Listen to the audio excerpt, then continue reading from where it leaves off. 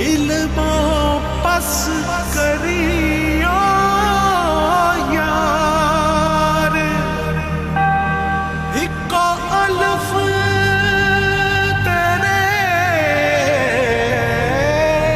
दरकार।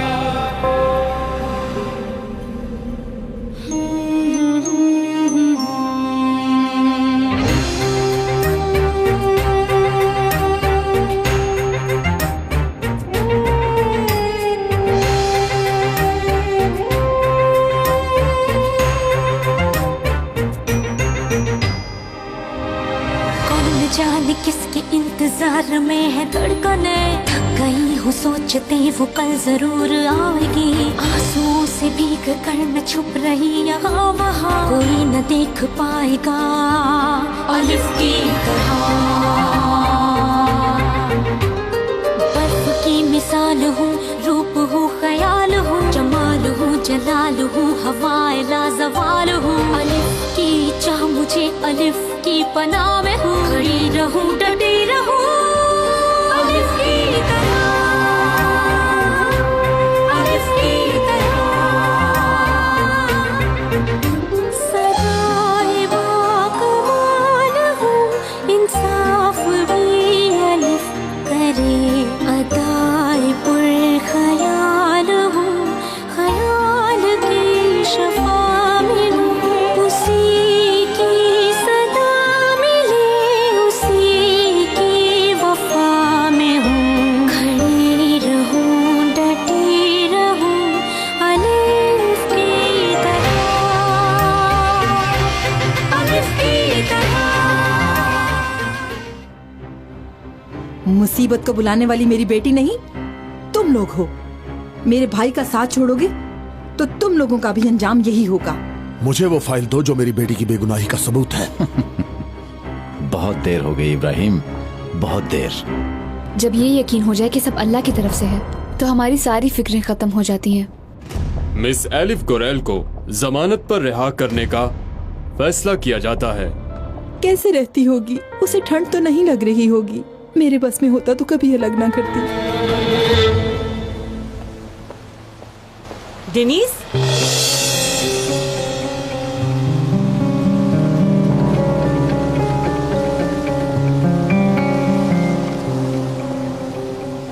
कहाँ से आ रहे हो तुम इस वक्त? क्या मतलब तुम्हारा? हिसाब देना पड़ेगा तुम्हें। हॉस्पिटल में होने की बजाय तुम बाहर क्या कर रहे थे? तुम्हें तो इस वक्त मेरे साथ अंदर होना चाहिए था। बात सुनो सनम, हाँ मुझे तुम्हारी अम्मी का वाकई बहुत अफसोस है। अल्लाह बेहतर करेगा, मगर हमारा ये जबरदस्ती का साथ है। हमारे दरमियान ऐसा वैसा कुछ भी नहीं है। हाँ बस बच्चे के लिए शायद साथ रहना पड़े और शायद एक ही घर में रहना पड़े, मगर एक दूसरे के लिए अजनबी बनकर। दिमाग में बिठाओ ये बात और फजूल के ख्वाब देखना छोड़ दो।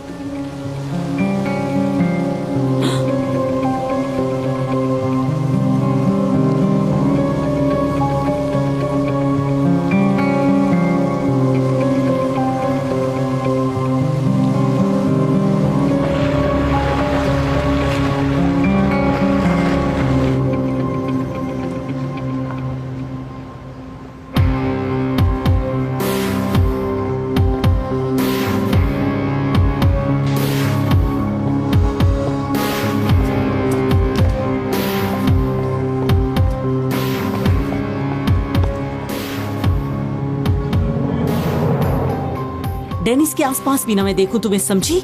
और हाँ, फोन नहीं करोगी, बात नहीं करोगी, सलाम तक नहीं करोगी। ये सब कुछ तुम अपने मंगेतर से जाकर कहो। इसीलिए फार्म हाउस पर उसके साथ अकेली थी। हाँ, डेनिस ना जाता तो न जाने क्या करते तुम लोग। तुम्हें कैसे पता कि डेनिस गया था वहाँ? उसने बताया है मुझे सब कुछ। और वैसे भी हम में कुछ भी छुपा हुआ नहीं है। जब मैंने फोन किया तो तुम दोनों साथ ही थे। तुमने धक्का दिया मुझे क्लिफ से, जानबूझकर डेनिस को दूर किया ना? पागल हो गई हो तुम क्या? मुझे तो ये भी नहीं पता कि पुप्पो का वहाँ कोई घर है। वैसे भी मैं क्यों उलझूं तुम्हारे साथ? तुम इस काबिल नहीं हो कि मैं तुमसे बात करूं। इन पागलों वाली बातों से दूसरों को दिमाग ना खराब करना। कोई तुम्हारी बातों पर यकीन नहीं करेगा, समझी? उस रात मैं हॉस्पिटल में थी, गवाह है उसके। सुना तुमने?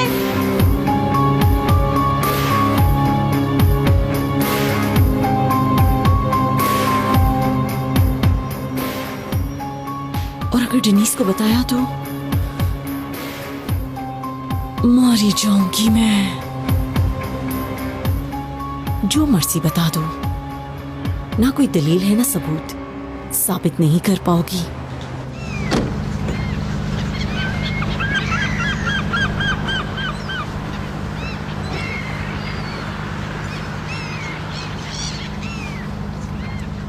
घर से अलग हो रहे हो तुम? हाँ, बाबा के साथ लड़ाई हुई है। तो कोई घर देखा अपने लिए? नहीं, आज कुछ घर देखने जाऊंगा मैं। तो तुम मेरे घर आकर मेरे साथ क्यों नहीं रहते? इस शहर में इतनी आसानी से तो घर नहीं मिलेगा। यार, मुझे सिर्फ अपने लिए ही नहीं, एलिफ के लिए भी घर ढूंढना है। तुम तो सब जानते हो कि मैं कितना पछता रहा हूँ। एलिफ को इस हाल में देखता हूँ तो जान निकल जाती है।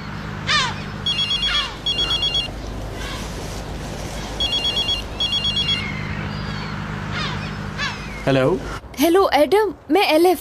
हाँ एलिफ, कैसी हो? मैं कुछ खास ठीक नहीं हूँ। क्या हुआ? सब ठीक तो है ना? कुछ देर पहले सनम ने मेरा रास्ता रोका। एडम, लगता है मुझे सनम ने ही धक्का दिया था। ये तुम क्या कह रही हो एलिफ? हाँ, उसने कहा कि वो राना मैडम के फार्म हाउस के बारे में नहीं जानती। अगर वो बेकसूर है तो फिर उसे कैसे पता चला कि उस रात डेनिस मेरे साथ था? एलिफ, ये एक बहुत बड़ा इल्जाम है, तुम्हें इस बात का अंदाजा है ना? जानती हूँ मैं, मगर प्लीज तुम ये सब डेनिस को मत बताना, वो बेवजह परेशान हो जाएगा। मैं तो बस किसी से शेयर करना चाहती थी। ठीक है, अच्छा किया। मैं भी इस बारे में सोचता हूँ कि क्या कर सकते हैं। अपना ख्याल रखना, बाद में मिलते हैं। क्या हुआ एलिफ, ठीक है ना? एलिफ ये कह रही है कि उसको सनम ने मारने की कोशिश की थी। क्या? ब्रेकिंग न्यूज से आपको आगाह करते चलें कि कानून नाफिज करने वाले इदारों के सरबराह के लिए सबसे मजबूत उम्मीदवार कमांडर कुदरत राय ने हैरान कुन तौर पर इस्तीफा दे दिया है। मकसद क्या है तुम्हारा? क्या चाहते हो तुम कुदरत? कमांडर कुदरत राय के इस्तीफे ने तमाम इदारों, अवाम और सियासतदानों को हैरान कर दिया है। सबके जहनों में ये सवाल है कि इस इस्तीफे की वजह क्या है। हर तरफ इस इस्तीफे से हलचल मची हुई है। वाह वाह वाह वाह। जैसा कि कमांडर कुदरत राय के इस इक़दाम की अब तक कोई वजह मालूम नहीं हो सकी है। इसी वजह को जानने के लिए मीडिया के नुमाइंदे कमांडर कुदरत राय के घर के बाहर जमा हो चुके हैं।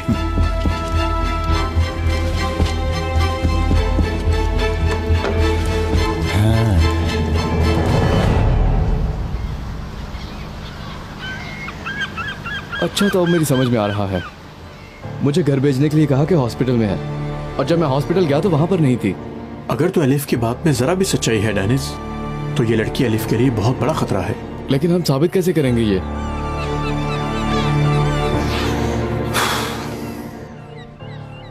वो हॉस्पिटल जहां उसने तुम्हें बुलाया था, वहीं से शुरू करते हैं। पता चल जाएगा कि वो उस रात हॉस्पिटल गई थी। ठीक है, चलो फिर अभी चलते हैं वहां पर। जी, अभी तक कुदरत राय की तरफ से कोई एक्सप्लेनेशन नहीं आई। इस रेजिग्नेशन की वजह अभी तक कोई नहीं जान सका और न ही प्रेस कॉन्फ्रेंस का ऐलान किया गया। वो आ रहे हैं।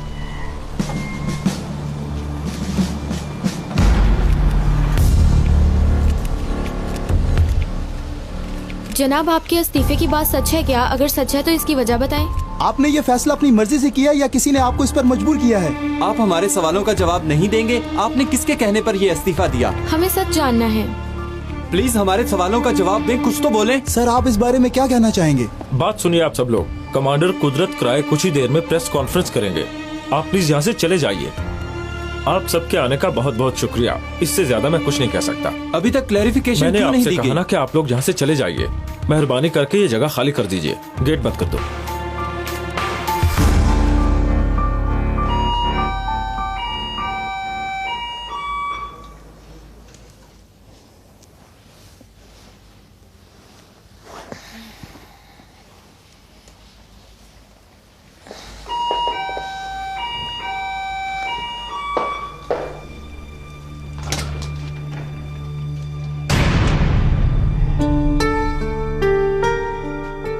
एलिफ। Good morning. क्या मैं अंदर आ सकती हूँ राना मैडम? हाँ, वो बस घर थोड़ा सा गंदा है। कोई बात नहीं, मैं ज्यादा देर नहीं रुकूंगी। ठीक है।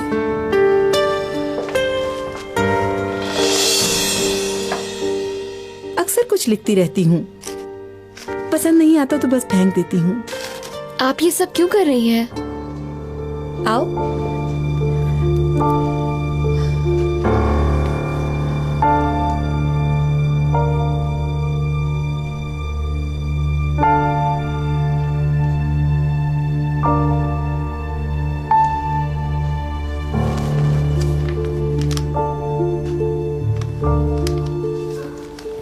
क्या आप ये मेरी अम्मी को दे देंगी?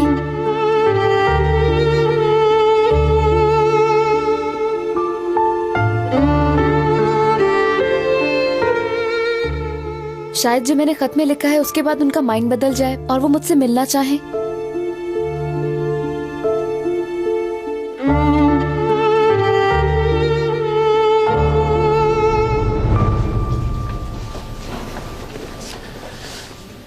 अस्सलाम वालेकुम। अस्सलाम वालेकुम।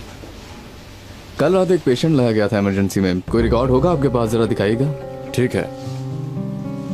मुराद साहब, मैं इन्हें देख लेती हूँ, आप ये लिस्ट चेक कर लीजिएगा, ठीक है? ठीक है। नाम क्या था? सनम कराए।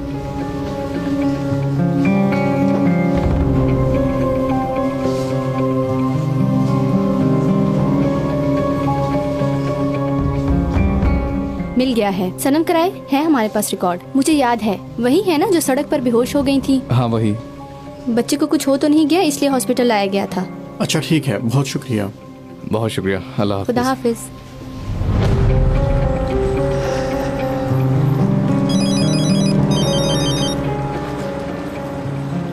हेलो सनम मैडम। आया था वो? जी आया था, आपने जैसा कहा मैंने बिल्कुल वैसे ही किया। प्लीज आप आराम से बैठ जाएं। रुको, इसकी जरूरत नहीं। तुम मेरे लिए एक टैक्सी मंगवा सकती हो क्या? मुझे तो अंदाजा भी नहीं था मेरे साथ ये सब होगा। कहीं नहीं जा सकती थी मैं, इसलिए हॉस्पिटल में आ गई। बस किसी को बता भी नहीं सकती हूँ मैं। अब क्या होगा मेरे साथ? ठीक है, रिलैक्स हो जाएं आप।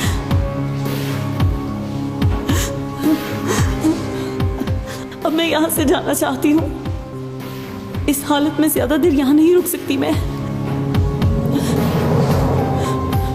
खुद के लिए कुछ करो, मेरी मदद करो।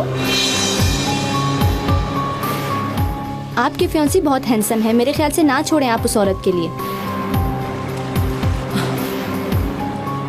पागल कहीं की मुझे समझा रही है। जाहिर है मैं भला क्यों छोड़ूंगी। उफ। खैर अब मेरा एक काम तो हो गया। एलिफ मैडम जो मर्जी कहती फिरो, अब तो मेरे हाथ में तो अब हॉस्पिटल का रिकॉर्ड है। मुझे अभी भी यकीन नहीं आया यार, यानी हॉस्पिटल से निकलते ही वो घर भी चलेगी? मुमकिन नहीं है ये। हाँ तुम ठीक कह रहे हो डेनिस। अगर उसने वाकई ऐसा किया है तो कभी माफ नहीं करूंगा मैं उसे। बच्चा भी अपने पास ही रखूंगा, फिर जो करना है करती फिरे, बस एक बार मुझे पता चल जाए। रुको, अब मेरे दिमाग में एक बात आ रही है डेनिस।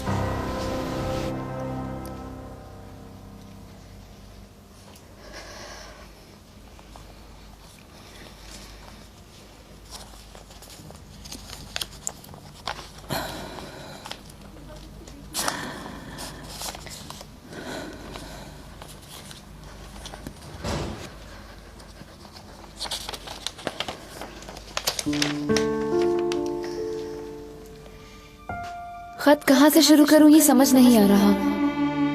बहुत कुछ आया माइंड में। सलाम प्यारी अम्मी। एक बेटी को ऐसे ही शुरू करना चाहिए ना? नहीं बल्कि अम्मी जान कहना चाहिए। मैंने आपको बहुत मिस किया।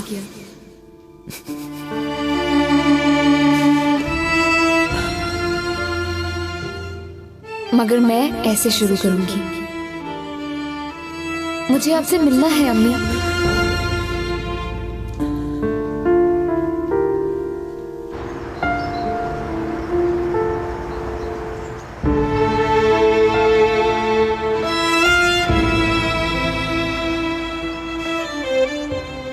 मैं जीजान अम्मी को अपनी असल अम्मी समझती रही। अल्लाह उन्हें जन्नत में जगह अता करे। उन्होंने मुझे अपनी सगी औलाद की तरह पाला। सगी औलाद में और मुझ में कभी फर्क नहीं रखा।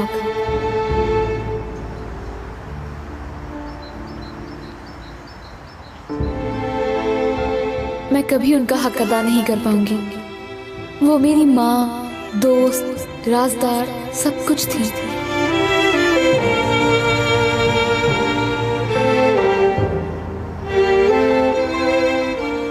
अगर उन्हें उनकी जिंदगी में ही आपके बारे में पता चल जाता तो यकीन माने हमें मिलाने के लिए उनसे जो हो सकता वो करती।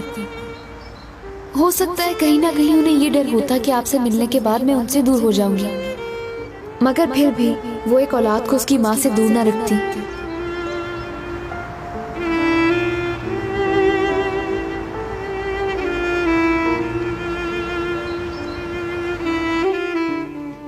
अब जीजान अम्मी नहीं है, मगर आना मैडम है। शुरू में हम एक दूसरे को बिल्कुल पसंद नहीं करते थे, लड़ाइयाँ की, जिद्दें की, मगर फिर मैंने नोट किया कि वो एक अच्छी इंसान है, शफकत वाली, ज़मीर वाली। उन्होंने भी अपनी औलाद को खोया है, मगर अफसोस कि वो हमारी तरह खुशकिस्मत नहीं है। वो अपनी बेटी से कभी नहीं मिल सकेंगी।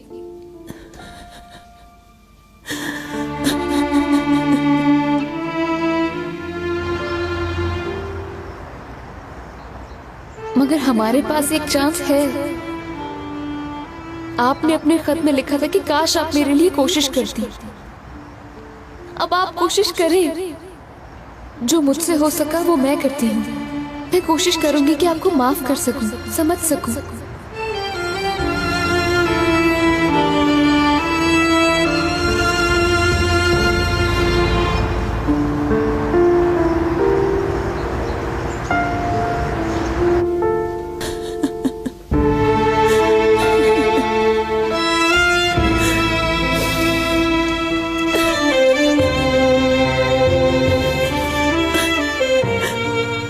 हो सकता है कि कोई वक्त ऐसा आए कि जब मुझे दुख हो, गुस्सा आए, मगर मैं पीछे नहीं हटूंगी।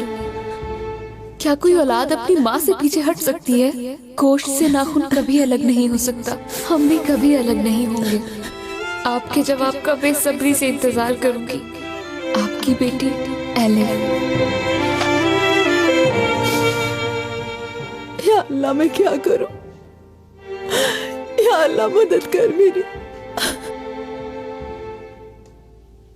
या अल्लाह तू मदद कर मेरी। तेरे अलावा मेरा कोई नहीं है।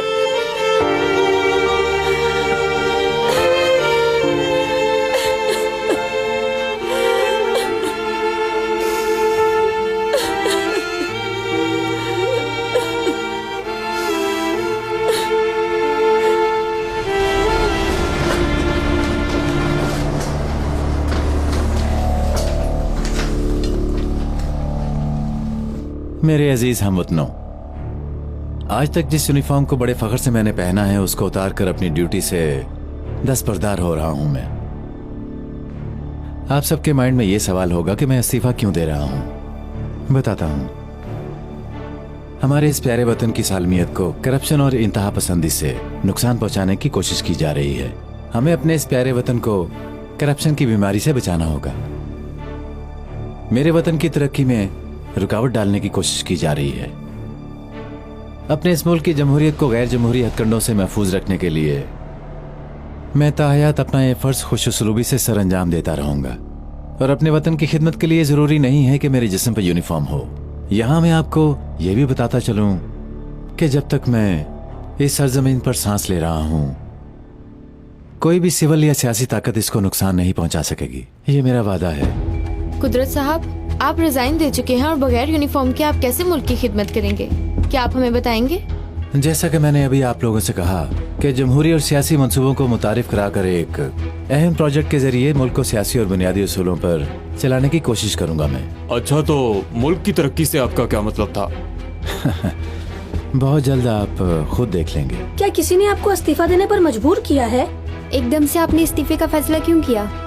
क्या ये सही है कि आप एक नई सियासी पार्टी बनाएंगे? मेरे अजीज हमवतनों, जहां जमहूरी इकदामात को कमजोर करने वाले बेशुमार लोग हों, सियासी और जमहूरी असूलों पर अमल करने की बजाय बच्चों की तरह एक दूसरे से लड़ रहे हों, वहां किसी न किसी को तो कुर्बानी देनी होगी ना, और अपने इस मुल्क से इस कीचड़ को साफ करना होगा।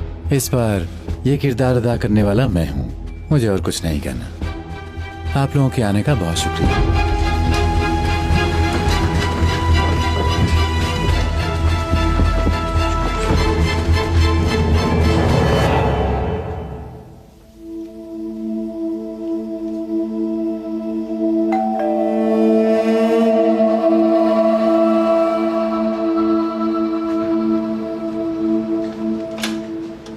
एक बाल्टी पानी देना, बाहर से धोना है। अच्छा, मैं देती हूँ।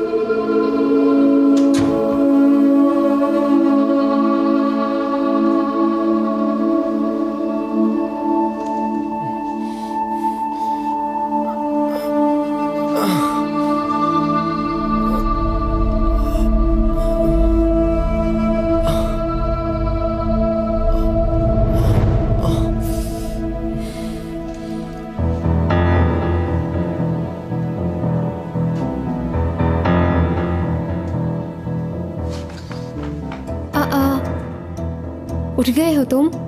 हाँ, प्यास लगी है। अच्छा तुम बैठो, मैं पानी लाती हूँ।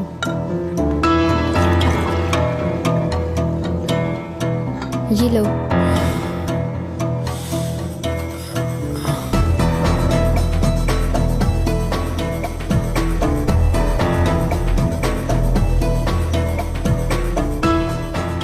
तुम सो रही थी तो मैं टाइम पास करने के लिए गेम्स खेल रही थी।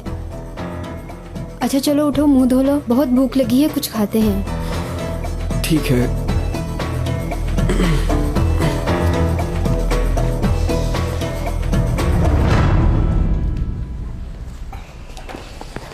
हाँ तो कैसा लगा ऑफिसर? बहुत अच्छा था कमांडर, मुबारक हो आपको। यानी आज तो आपने हम सबको हैरान ही कर दिया। कभी कभी इस तरह के शौक सच्चे होते हैं ऑफिसर, यानी इस तरह के शौक बाज़-औक़ात बूढ़े इंसान को जवान कर देते हैं। क्या कहते हो? कमांडर साहब, आज तो मैं भी सोच में ही पड़ गया हूँ। इसके बाद आपका क्या प्लान होगा? मालूम नहीं, शायद कोई पार्टी बना लूं या शायद कोई एडवाइजर बन जाऊं, अभी नहीं पता। हाँ मगर मैं एक बात जरूर जानता हूं कि हमें इस मुल्क के बका के लिए किसी भी हद तक जाना है ऑफिसर, और इस कौम को एक झंडे तले जमा करना है।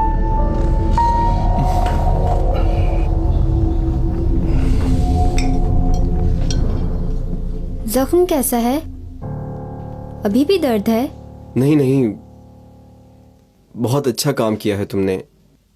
बहुत लकी हो जिया, गोली छूकर गुजर गई तुम्हें।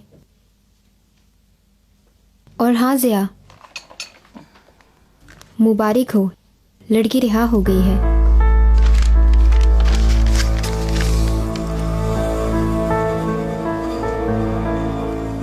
हम अपने वतन से इन गद्दारों को साफ कर रहे हैं और तुम इन्हें बचा रहे हो। कोई खास है क्या? ऐसा ही है। खैर, तुम क्या कर रही हो आजकल? कहाँ ड्यूटी है तुम्हारी? ये सीक्रेट है। ब्रेड लोगे? ओके।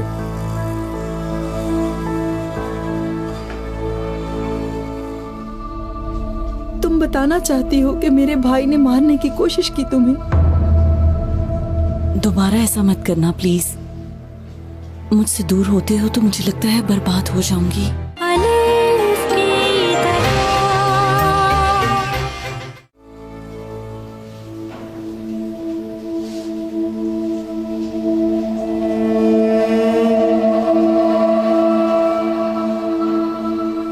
मेरी बेटी चाहती है कि मैं उसको उसकी माँ से मिलवाऊं, मगर मैं चुप हूं। बिल्कुल वैसे जैसे इस वक्त तुम चुप हो।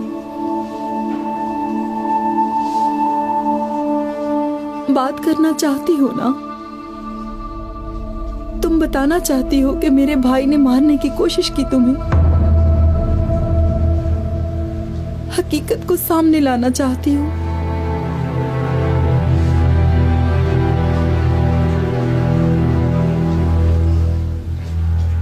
बिल्कुल मेरी तरह से। मगर बोल नहीं पा रही हो।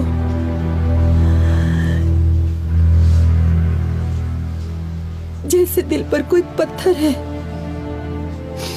सांस लेना मुश्किल हो रहा है, अंदर से जल रही हो मगर बोल नहीं पा रही। अब समझ रही हो ना मेरी हालत भाभी? हाँ, कैसे तकलीफ होती है, समझ रही हो ना?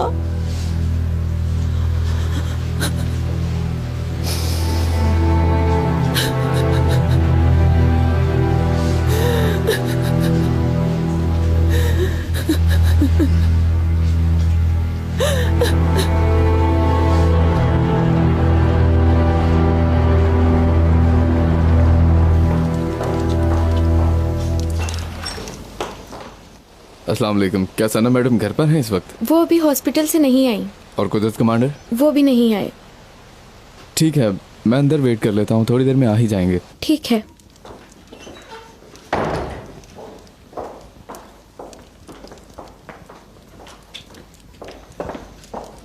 सर आप कुछ लेंगे?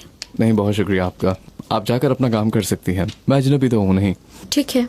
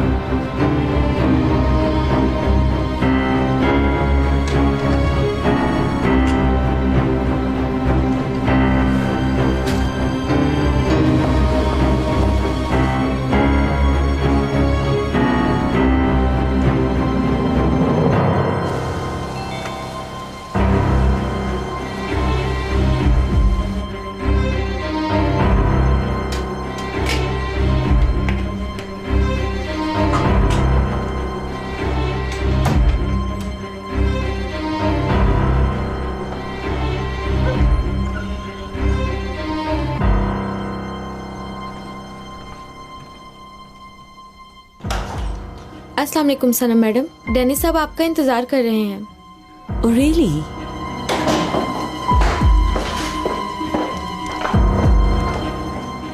कहाँ है वो? यहीं थे, शायद वॉशरूम में गए होंगे। जाओ जाकर देखो।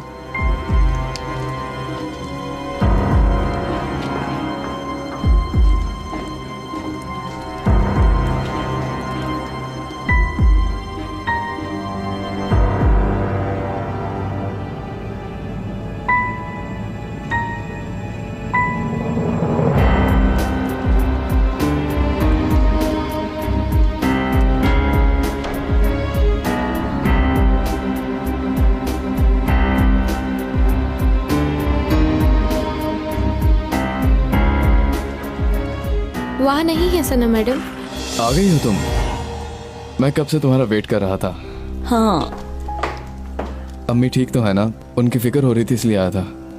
बहुत शुक्रिया तुम्हारा, मगर कोई खास चेंज नहीं। अल्लाह बेहतर करे। अगर तुम्हें कोई प्रॉब्लम नहीं है तो आज खाने के लिए रुक सकता हूँ। एहसास हो गया मुझे, काफी इग्नोर किया तुम्हें।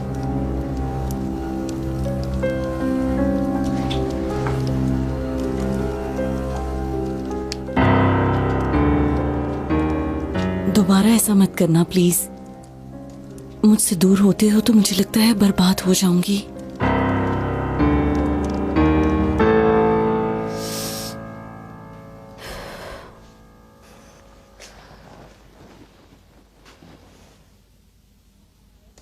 क्या हुआ? किसी का इंतजार कर रही हो?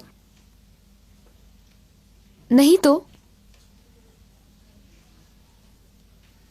बाबा आ जाए, खाना तैयार है। आ गया आ गया।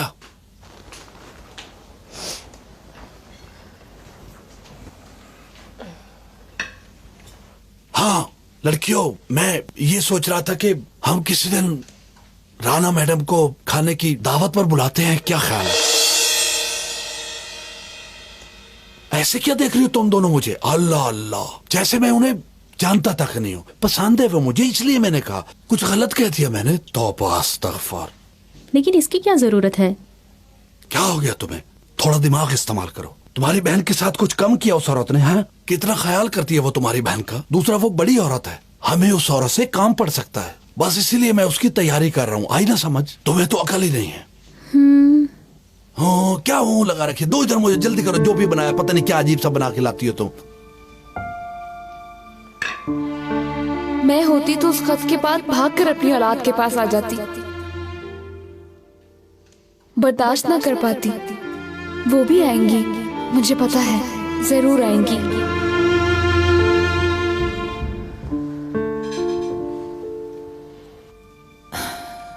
प्यारी बेटी, उम्मीद नहीं दिलानी चाहिए उसे। खत फॉर्मल सा लिखती हूं मैं।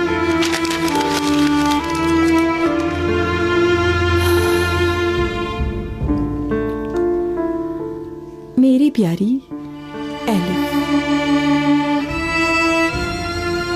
तुम्हारा खत मिला।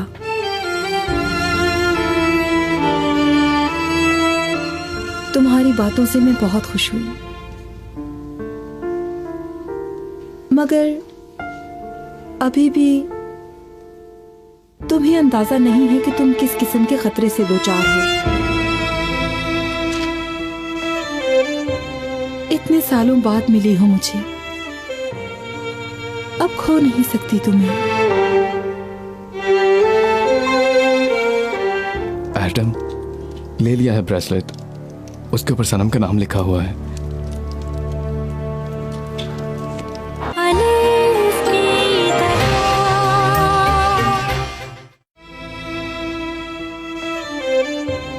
इतने सालों बाद मिली हो मुझे, अब खो नहीं सकती तुम्हें। बर्दाश्त नहीं कर सकूंगी मैं। मुझे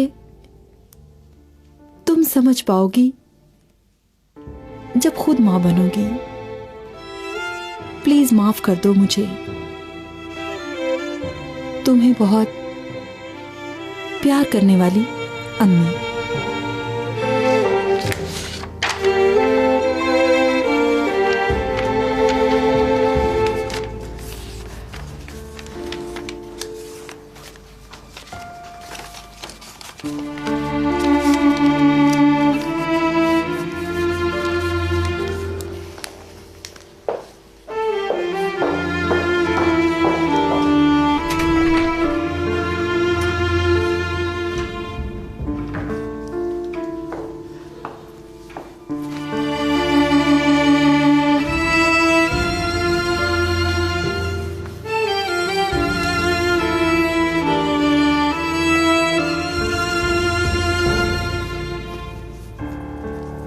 एडम, ले लिया है ब्रेसलेट, उसके ऊपर सनम का नाम लिखा हुआ है।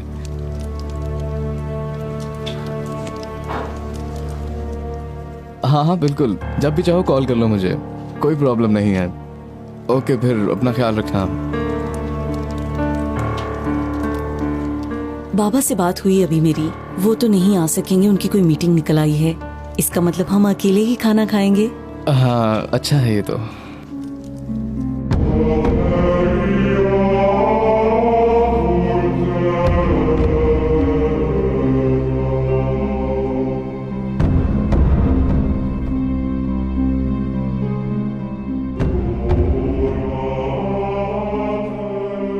आप सोच रहे होंगे कि हमारी बुलंदी जमीन है या फिर सूरज, तो याद रखिए कि बुलंदी हमेशा सूरज है। अब एक नई फसल का वक्त है। एक के बाद एक करके इस जमीन पर सिर्फ हमारे ही बीज बोए जाएंगे। यानी हमारे इदारे के नए सरदार कुदरत कराए को आपके सामने पेश करता हूं।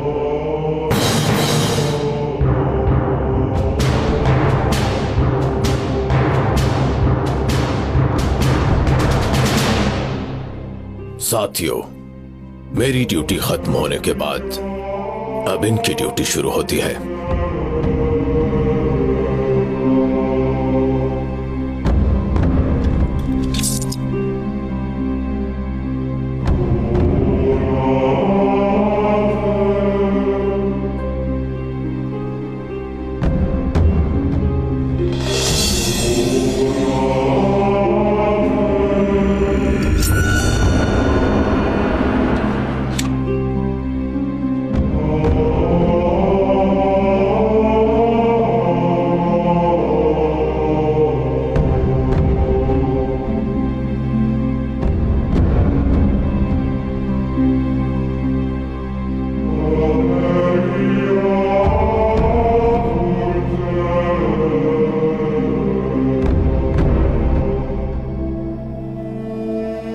एक सर्जन गोश्त काटता है, वो जिसका आपको पता है। उसके हाथ में ब्लेड होता है, एक ऐसा ब्लेड जो बहुत तेज होता है। कसाब के हाथ में चाकू होता है, वो भी गोश्त काटता है, लेकिन दोनों के बीच में एक खास फर्क है। एक काटकर मार देता है और दूसरा वो है जो जिंदगी देता है। और हम अपने इस मुल्क के लिए सर्जन हैं और इस वक्त ऑपरेशन थिएटर में हैं। मरीज को पता ना भी हो तो उसकी सांस ब्लेड की नोक पर होती है। या तो उसे मार देंगे या फिर उसे जिंदगी देंगे। एक नई सर्जरी के लिए तैयार हूं मैं। और एक अहम बात, अपने इस वतन की तमीर नौ की बुनियादें डालने के लिए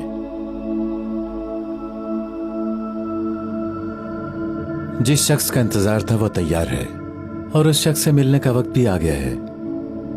आप लोगों के सामने जो फाइल्स हैं उन्हें खोल सकते हैं। आप सीरियस हैं? जिस आदमी का इंतजार था, क्या वो ये है? मैंने इस आदमी के मजहबी होने के नाते सैकड़ों खबरें बनाई हैं। मैंने इसको बेनकाब किया था कि ये सेकुलरिज्म को खराब कर रहा है। शायद आप लोगों को पता नहीं था, मगर उस वक्त की जमा की हुई तमाम खबरें आज के वक्त में बिल्कुल दुरुस्त साबित हो रही हैं। उन खबरों के पेश नजर सियासी हलकों के नजदीक आज ये आदमी एक बहुत ही अहम शख्सियत बन चुका है। इंफॉर्मेशन पढ़कर और तस्वीर देखकर मैं हैरान रह गया। कल तक जिसकी माली मदद हम खत्म करते रहे, आज वो दुश्मन हमें बचाएगा। आप लोगों के इन्हीं गलत इकदामात ने अवाम को कमजोर किरदारों को अपनाने पर मजबूर कर दिया है। क्या कोई और सवाल है पूछने के लिए? असल में सही पूछने वाला सवाल तो ये होना चाहिए, प्रोजेक्ट की कौन सी प्रोडक्ट लाइफ सेवर बनकर आवाम को बुलंदियों तक लेकर जाएगी? हम एक नए मोड़ पर आ खड़े हुए हैं। हमें अपनी ही गलतियों का पोस्टमार्टम करना होगा और उस आदमी की खिदमत पसंदी 28 फरवरी को हम सबके सामने आ जाएगी। और कल के तमाम मुतासिरीन आज के इन मुतासिरीन के लिए सबसे अहम वजह बनेंगे। हमारा मुंतखब किया हुआ आदमी अपने ही मोहल्ले को नजरे आतिश कर देगा। फिर ये होगा कि हम सब उस राख के ढेर के ऊपर ही एक नए मुल्क की बुनियाद रखेंगे।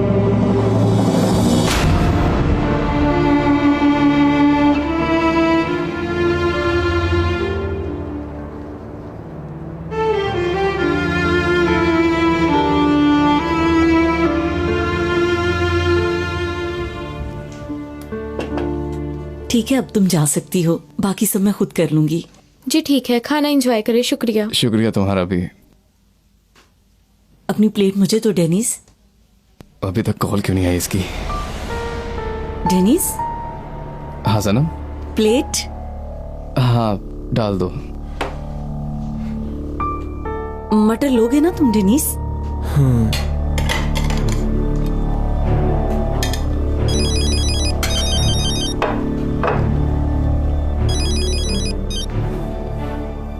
हेलो, मैं एडम बात कर रहा हूँ। अगर डैनी साथ है तो जाहिर मत करना कि फोन पर मैं हूँ। ठीक है। सुनो, एलिफ कल जहाँ गिरी थी वहाँ हम लोग गए थे और इन्वेस्टिगेशन के दौरान हमें तुम्हारी एक चीज मिली है। ये क्या बात हुई? तुमने एलिफ को मारने की कोशिश की है। ये कैसी फजूल बात की है तुमने? बात सुनो सनम, मैं तुम्हारी साइड पर हूँ। उस लड़की की वजह से डेनिस की जिंदगी खराब हो, यह मैं नहीं चाहता हूँ। अब तुम दोनों को साथ रहना चाहिए। हम आपस में सेटल कर लेते हैं।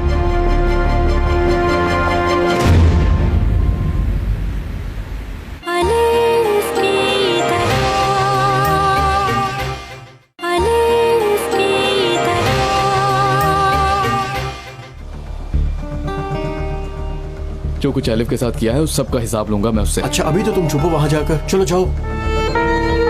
अम्मी।